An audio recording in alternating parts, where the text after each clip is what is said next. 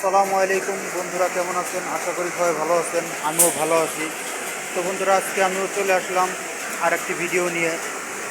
তো আপনাদের কাছে দেখাবো মেশিনের আরও অন্য যে সমস্যাগুলো হয় সেই সমস্যাগুলো।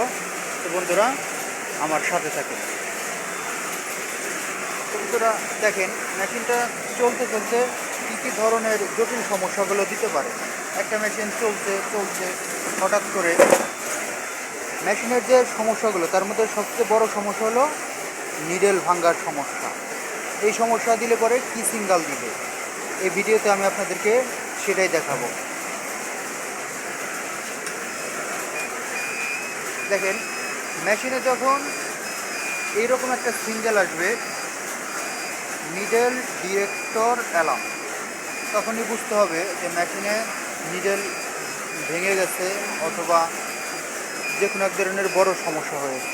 তখন আপনাকে নিডেল বেড চেক দিতে হবে যে আসলে নিডেল বেডের মধ্যে কোনো সুতা ফুলে উঠেছে কিনা, কিংবা কোনো নিডেল ভাঙছে কিনা।